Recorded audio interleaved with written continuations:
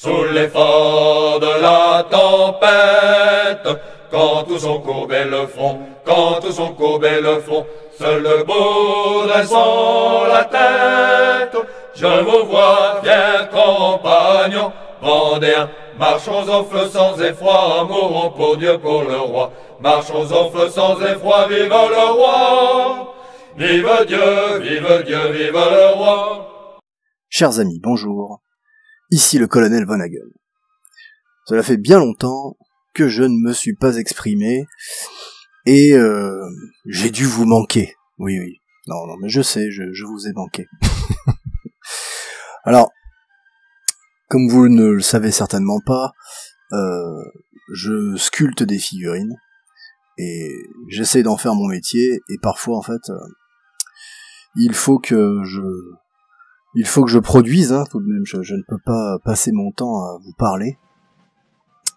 Et en plus de ça, si on rajoute les difficultés que j'ai eues avec Internet, et ben voilà, paf, ça fait quasiment 10 jours que je vous ai pas parlé. Et donc, je vais essayer de me rattraper. Je vous remercie pour les messages chaleureux que j'ai reçus sur mon dernier méfait. Je vais essayer, je vais m'y tenir, je vais continuer cette passionnante histoire du colonel Von Hagel. Plus peut-être quelques autres projets, puisque comme je vous le disais, je suis sculpteur, et j'essaye de lancer un jeu avec des figurines. Et je fais ça tout seul. Donc à un moment donné, je vais peut-être solliciter de bonne volonté. Voilà. S'il y a des dessinateurs passionnés d'histoire, des illustrateurs qui veulent prêter main forte au colonel, manifestez-vous, j'aurai peut-être des choses pour vous. Voilà, je vous montrerai en temps voulu ce que je suis en train de sculpter et le concept que je voudrais avoir derrière cela. Voilà, ceci étant dit, j'avais un peu du mal à parler en fait. Alors, c'est-à-dire que je voulais pas parler à chaud. Parmi vous, je suppose qu'il y a des comme peut l'être mon cher ami Dago, il y a des fans de football. Déjà le mot fan, c'est des fanatiques, des supporters. Enfin, tous ces mots bizarres. Depuis ma plus tendre enfance, je voue un mépris tenace à ce sport. J'aime les sports de combat. Je suis pas un très grand bretteur, mais j'ai toujours aimé ça. C'est vrai que ces derniers temps, j'ai trop peur de me casser les doigts, donc du coup, je fais un peu ma danseuse, parce que c'est très difficile de sculpter avec les doigts cassés. Mais j'ai toujours préféré les sports de combat. Et le football exprime pour moi l'antithèse de ce qu'est notre idéal. Je m'explique. Si peut-être en des temps anciens, lorsque on appelait ça la soule, qui a plutôt donné du rugby d'ailleurs, il pouvait y avoir une certaine virilité dans ce sport. Je vais rester volontairement poli, mais c'est un sport de danseuse. À l'heure actuelle, je ne vois pas où est la virilité. Et quand j'étais gosse, je me souviens avoir déjà eu maille à partir avec toute une équipe de foot. Ils ont été très sympas, ils auraient très bien pu me tomber à 11 dessus, parce que je les traitais d'efféminés. Alors je me censure volontairement dans tous mes podcasts pour essayer d'être le moins censuré par la suite, et pouvoir continuer à m'exprimer, même si je sais que tout ce que je peux mettre sur YouTube est voué à la disparition, de toute façon, faut pas se leurrer. Donc voilà, c'est un sport, c'est une activité qui rassemble à peu près tout ce qu'il y a de plus dégueulasse dans notre monde. Oui, le multiculturalisme, puisque les joueurs ne sont que des mercenaires puisque les joueurs ne sont pas des nationaux, hein, ou alors des nationaux en carton. Bon, hein, ça on peut, effectivement, ça, on peut peut-être en discuter, et éventuellement. Mais pour moi, l'équipe de France, comment ils l'appellent? Les Bleus. Les Bleus, c'est même pas l'équipe de France. Vous soutenez une couleur, hein. Vous êtes pour les Bleus. Et puis les autres en face doivent être pour les rouges, hein, ou les jaunes, ou les verts. Mais hein, voilà. Et puis, hein, on est vraiment dans ce qu'on appelle un sport globalisé. Alors, il y a quelques années, j'étais tombé sur une classification d'un Russe. Alors, je vais vous en faire part. Il s'agit donc de l'astrophysicien Nikolai Kardashev, qui classifiait, en fait, qui avait mis au point une échelle de catégorisation des civilisations. Hein. Donc il y avait les civilisations de type 1, type 2 et type 3. Donc la civilisation de type 1 est ce qu'on appelle une civilisation planétaire. La type 2 est une civilisation stellaire. Et la type 3 une civilisation galactique. C'est-à-dire qu'en fait, c'est basé sur la capacité à contrôler et à stocker l'énergie produite par leur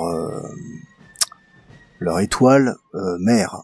Hein, donc la Terre tourne autour du Soleil, le Soleil étant l'étoile mère de notre système solaire. Et l'astrophysicien Michio Kaku prenait comme exemple pour une civilisation. Alors nous on est une civilisation de type 0. Hein. On n'est même pas dans l'échelle. Mais il y a des activités dans notre civilisation terrestre qui sont de type 1, donc planétaire, pour ne pas dire global. Et l'exemple que prend Michio Kaku, c'est le football, qui est une activité globale. Alors, j'étais assez content, hein, parce que bon, moi, ça me donnait raison, puisque dès le départ, je trouve cette espèce de construction que peut être... C'est pas le foot en lui-même, j'en ai rien à foutre, hein, du foot en lui-même. C'est l'activité. C'est l'espèce d'enthousiasme de synthèse. C'est un enthousiasme de synthèse. Regardez ces pauvres gens, d'ailleurs, en fait, quand vous regardez bien, juste après...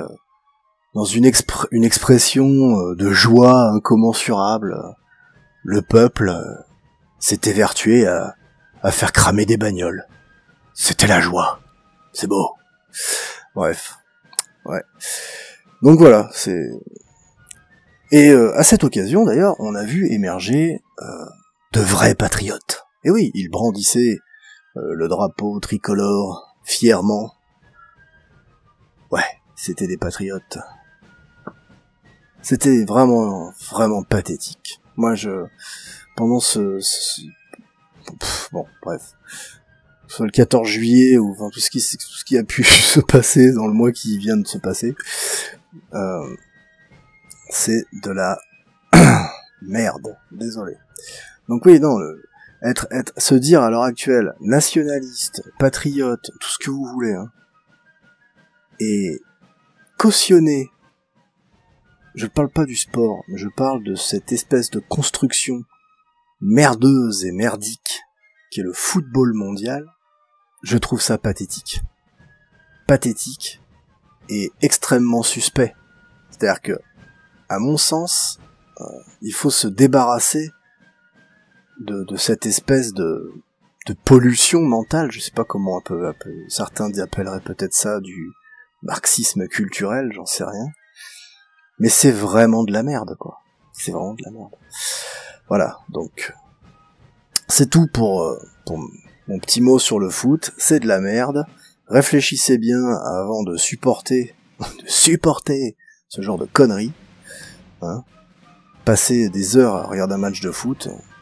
Ouvrez un livre, étudiez l'histoire, et vous verrez que vous serez peut-être un petit peu plus intelligent à la fin, et certainement plus patriote.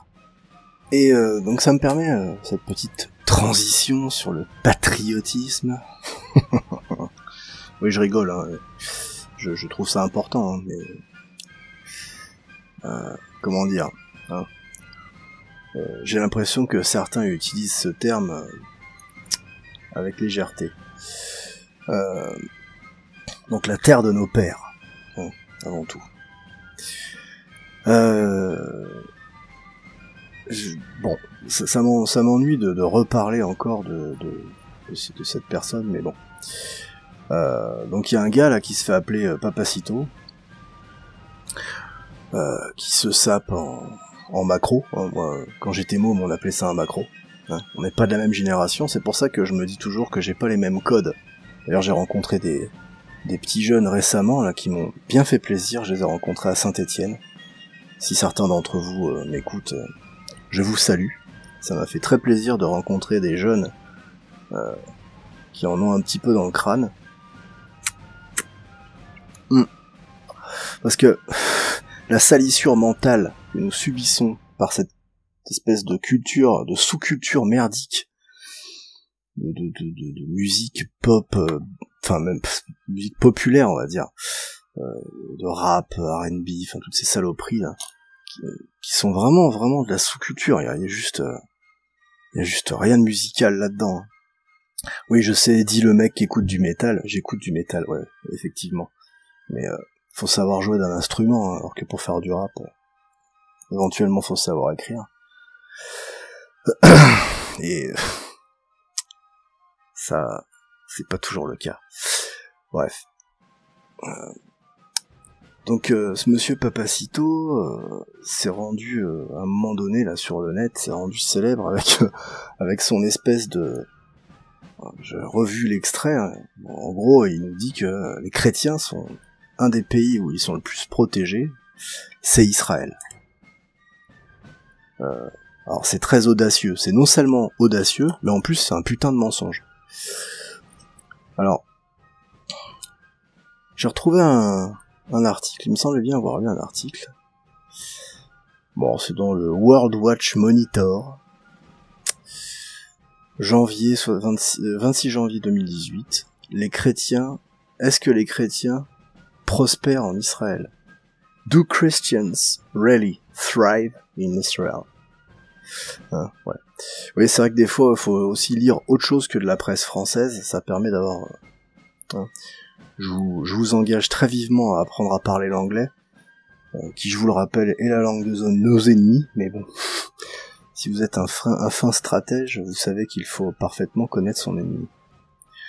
Dans son message de Noël, l'article nous dit que dans son message de Noël, le Premier ministre Benjamin Netanyahou disait, à propos des chrétiens en Israël, non seulement ils y survivent, mais en plus ils prospèrent. Hein, donc, Benjamin Netanyahou, qui, comme je vous le rappelle, est quand même un des plus grands escrocs de la planète, quoi. Ce mec-là est quand même capable, depuis environ 15 ans, je crois, un peu plus peut-être, de nous dire régulièrement, tous les 2 ou 3 ans, oh, l'Iran a la bombe, ils vont nous la faire péter dans la gueule. Bon, ça fait 15 ans qu'il nous sort ça. Je vous renvoie aux différentes interventions qu'il fait à l'ONU, avec des petits dessins et tout, c'est complètement délirant. Hein. Allez regarder ça sur le net, vous allez vous marrer. Ce mec-là est le roi des escrocs. Je crois, au-dessus de lui, je sais pas, Satan. Donc alors il nous déclare que les chrétiens prospèrent. Et pendant ce temps-là, le patriarche grec de Jérusalem, Théophilos III, était en Angleterre, parce qu'en fait, il essayait de capter en fait des supports, parce que une loi est passée en Israël pour limiter les droits de propriété des églises. C'est passé à la Knesset, signé par 40 membres. Hein? Church Lands Bill. D'accord? En septembre de l'année dernière, donc, les églises basées à Jérusalem ont condamné ce qu'ils disent être une atteinte une tentative pour affaiblir la présence chrétienne dans la cité. Bon, allez, je vous laisserai le lien, vous irez regarder. Mais il faut quand même savoir que non, c'est pas vrai. Les chrétiens ne sont pas protégés en Israël. La seule chose qui est protégée en Israël, c'est le sionisme. Point. Pas autre chose. Donc faut arrêter les conneries. Et effectivement, lorsque l'on se dit nationaliste et que on admire Israël, on est un traître. Bon, c'est clair, net et précis. Comme je l'ai dit déjà, en France, pas de kippa et il n'y a pas de babouche. Vous êtes des minorités et vous restez des minorités. Mais bon, étant donné qu'on est en France, dans la France macronienne ou la France de l'après Deuxième Guerre mondiale, hein, on met les veilles au Panthéon. Ouais. On met les veilles au Panthéon et puis on essaye de mettre Lanzmann aussi maintenant. C'est parfait. Et donc ça me permet de faire le lien avec un ouvrage que je viens de terminer. J'en ai parlé dans le conseil de régence. C'est un ouvrage d'un Américain qui s'appelle Robert Sepper, qui est un anthropologue. Son bouquin s'appelle 1666, 1666, Redemption through Sin. La rédemption par le péché. Qu'est-ce que c'est que cette bête? Donc ça nous parle d'un certain Sabbatai Tzvi. Sabbatai Tzvi, en 1066, s'est déclaré être le Messie. Il s'est autoproclamé. Il a entraîné derrière lui environ 1 million de juifs de l'époque, ce qui est considéré par certains comme étant à peu près la moitié des juifs de cette époque-là. Et il était considéré par certains rabbins de sa communauté comme un hérétique, mais ça n'a pas empêché les gens de le suivre en masse. À sa mort, en 1676, son œuvre est continuée par Jacob Frank. Jacob Frank, c'est un Polonais. Quelle est cette chose qu'il promeuve? Sacrifice rituel, manger tout un tas de choses prohibées, faire la promotion des orgies sexuelles et de l'immoralité, l'échangisme, etc. Et dans le but de hâter la venue du Messie. Bon, ça, c'est un peu bizarre comme... Enfin, la venue de la fin des temps, pardon. Voilà, les temps messianiques, puisque c'est marqué, en fait, dans le Talmud. Et ces gens-là, en fait, vont continuer leur œuvre à travers Jacob Frank, donc le frankisme, qui sera un mouvement religieux du XVIIIe et XIXe siècle. Donc centré autour de Jacob Frank. Comme l'était Tzvi, il faisait la promotion de tout un tas d'actes complètement étranges qui violaient en fait tous les tabous religieux traditionnels. Et Jacob Frank va faire une sorte d'alliance avec Adam Weishaupt et Meyer Amschel Rothschild. Ça va s'appeler donc l'ordre des perfectibilistes, ce qu'on a appelé aussi les illuminés de Bavière. Alors bon, c'est un moment que j'ai envie de parler de ce sujet, mais je sais très bien que c'est systématiquement tourné en ridicule, et il y a de bonnes raisons de tourner cette chose en ridicule, puisqu'il y a tellement de conneries qui circulent à ce sujet. Je crois qu'on en a même fait un jeu de cartes. Bref. Mais faites vos recherches, je vous engage très vivement, de toute façon, c'est pas moi qui vais faire les recherches à votre place, enfin je l'ai fait déjà, et renseignez-vous de manière sérieuse, il y a tout un tas d'ouvrages, mais allez chercher, je veux dire, moi j'ai cherché des détracteurs, c'est-à-dire qu'en fait, ma façon de faire, c'est, j'essaie de trouver en fait les gens qui, comme on dit maintenant vulgairement, débunk, hein, les détracteurs. En français, c'est un mot, on n'est pas obligé d'utiliser ce mot-là, mais pour que vous compreniez, hein, les détracteurs. Et j'ai pas trouvé de choses très sérieuses parmi les détracteurs. C'est juste tourné en ridicule. En fait, c'est le credo de ces gens-là, hein, leur organisation est de miner de l'intérieur les religions mondiales et les structures de pouvoir pour amener en fait vers une ère utopique de communisme global, hein, ce qu'ils appellent le nouvel ordre mondial. Et ils vont utiliser des sociétés discrètes ou secrètes qui vont fleurir aux alentours du 17-18e siècle en Europe et qui sont déjà en train de miner en fait la société. Ils vont infiltrer la franc-maçonnerie et ils vont de manière assez subtile contrôler l'opposition en infiltrant en fait les médias, le milieu académique, les leaders d'opinion, les politiciens et la finance. Voilà. C'est un résumé du résumé là. Sinon, faudrait que je vous fasse un podcast de plusieurs heures. Alors, il existe tout un tas de documents. Alors, le seul, à ma connaissance, à en parler de manière enfin les deux seuls, pardon, sont Pierre Hillard et Monsieur K, un de ses nombreuses interventions qu'il a pu faire sur YouTube. Alors, je sais pas si un jour Monsieur K m'écoutera, mais j'admire beaucoup ce monsieur. Je passe mon temps de mon côté à chercher et à lire tout ce que je peux trouver.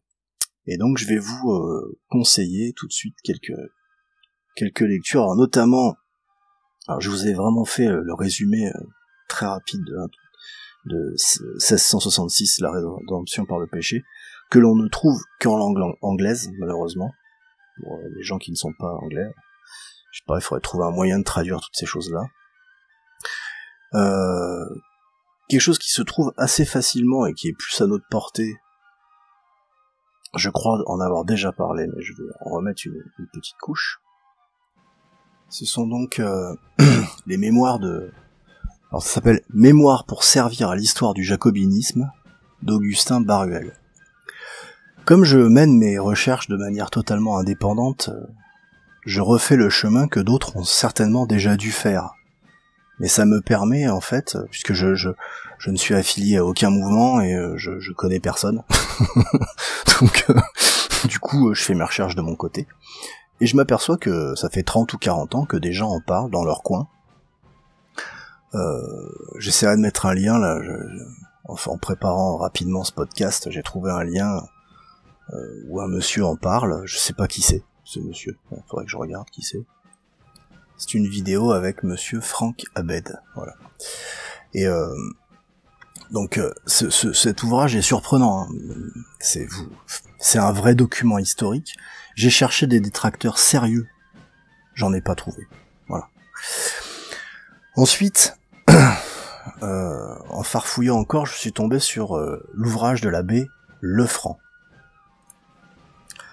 Alors l'abbé Lefranc a été assassiné en 1792, hein. Il avait 53 ans, et il est l'auteur de Le voile levé pour les curieux ou Le secret de la révolution révélée à l'aide de la franc-maçonnerie, hein, publié en 1792. Mais il a écrit également Conjuration contre la religion catholique et les souverains dont le projet, conçu en France, doit s'exécuter dans l'univers entier, ouvrage utile à tous les Français, 1792. L'origine et la déclaration mystérieuse des francs-maçons, 1743, et un truc qui s'appelle la symbolique maçonnique. Alors, moi je n'ai pu lire que le voile levé pour les curieux, etc. C'est pareil, hein, c'est... Moi je veux bien, hein, trouvez-moi des détracteurs sérieux, dites-moi qui racontaient des conneries, et puis on en reparlera. Alors, un autre, hein, c'est le marquis de Luchet, qui va écrire en 1789 Essai sur la secte des Illuminés. Ha ha ha. C'est-à-dire que tous ces gens ne devaient être que finalement une belle bande de théoriciens de la conspiration avant l'heure, hein.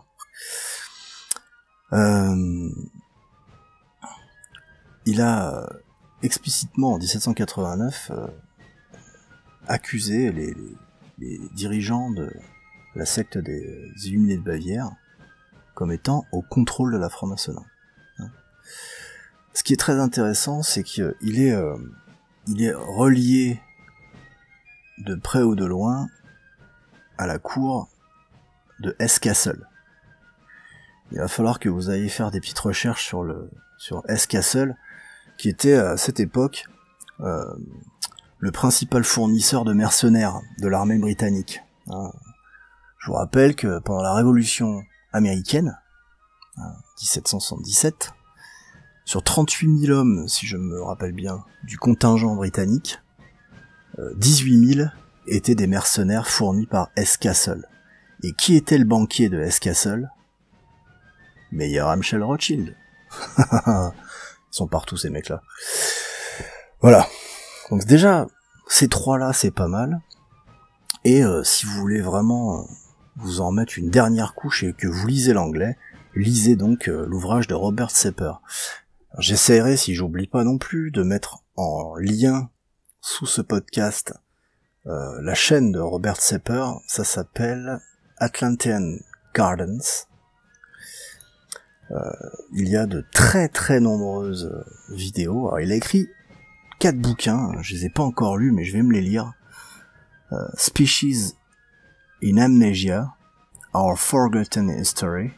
Ça a l'air d'être absolument délirant. Gods with Amnesia, Subterranean Worlds of Inner Earth. Ouais, la terre creuse. Là, on est dans du lourd. Occult Secrets of Vril, les secrets occultes du Vril. Et donc, 1666. J'ai pas lu les 3 autres. Je pense que je vais me les dévorer. Puis je vous en parlerai. Si vous lisez l'anglais, allez faire un tour sur Atlantean Gardens et Robert Sepper, ce sont ces 2 chaînes. Il met énormément de petits podcasts qui durent jusqu'à 20 minutes. Il est meilleur que moi. C'est toujours très concis, très riche, très dense. C'est très très très intéressant. Son travail principal est donc sur les Indo-Européens, l'évolution des cultes, etc. Et toujours en relation avec ce que l'on trouve à l'heure actuelle dans notre monde. Parce qu'en fait, c'est bien beau de connaître l'histoire, mais il faut toujours faire une relation à ce qui se passe à l'heure actuelle.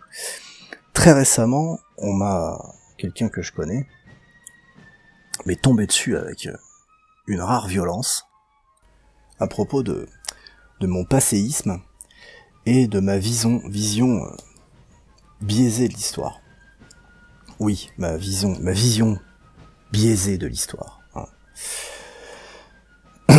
Je n'ai pas la vision de Fernand Nathan, l'histoire. J'espère que par mes podcasts, je vais petit à petit vous donner ce goût pour l'occulte finalement. Parce que l'occulte, ce n'est pas faire des messes noires et toutes ces conneries. Occulte, ça veut dire caché. Et il existe une histoire qui nous est cachée. C'est comme ça. C'est pas un fantasme. Je vais vous citer un certain David Livingstone, auteur de Terrorisme et les Illuminati, une histoire de 3000 ans. Je cite: les mouvements occultes qui ont émané de la Kabbale, qui date des environs du 6e siècle avant Jésus-Christ à Babylone, ont réussi à maintenir la plupart de leur lignage, bloodlines, au travers des royautés européennes, de crypto-juifs ou de juifs hérétiques, des juifs qui prétendent être des juifs tout en ne l'étant pas, comme les Maranes par exemple, qui infiltrent d'autres religions. Dans le livre de Livingstone, il prend une minutie, un détail à montrer comment les banquiers kabbalistes, opérant à travers le contrôle de l'Arabie Saoudite, de la Banque d'Angleterre, de l'impérialisme britannico-américain, comment ils se sont évertués à briser l'Empire ottoman pour garder en fait le Moyen-Orient arriéré. Il explique comment en fait, c'est pour ça que j'apprécie beaucoup ce truc-là, c'est que c'est un très bon résumé. Il explique comment en fait cette espèce de gouvernement occulte s'est servi de sectes comme le wahhabisme, qui date de 1700 environ, le salafisme, qui apparaît aux alentours de 1900, les sociétés secrètes maçonniques comme le Muslim Brotherhood, les frères musulmans, 1930, pour diviser l'islam, créer des fondamentalistes fanatiques, afin de préparer en fait la venue du choc des civilisations, le fameux choc des civilisations. Ce n'est pas un fantasme, c'est juste synthétique. Tout ce que nous vivons à l'heure actuelle, sans exception, vous pouvez le retrouver dans l'agenda, dans le programme qui était exprimé par Adam Weishaupt. Briser les tissus sociaux, briser la famille, briser les religions, briser les royautés. En fait, leur plan, c'est ça, c'est comme ça. Ce n'est pas un fantasme, ils vous le disent, et il faut être un putain d'aveugle à l'heure actuelle pour ne pas voir qu'ils sont en train de le réaliser. Alors, c'est bien beau d'être informé, mais je vais faire une espèce de méga boucle. Continuez donc à regarder du football, à faire tout un tas de conneries, à laisser tous ces mecs-là gentiment gouverner. Dites rien, continuons. Mettons-nous la tête dans le sable. Pendant ce temps-là, ils font ce qu'ils ont envie de faire. Voilà. Donc je vous engage à lire. Au minimum, le minimum c'est d'être informé. Et puis, faites des cercles de gentilshommes, rassemblez-vous entre personnes de bonne compagnie, préparons-nous au choc. Je vous souhaite une excellente journée, sur ces bonnes paroles. Je vous dis, vive la France, vive le roi, soyez royalistes.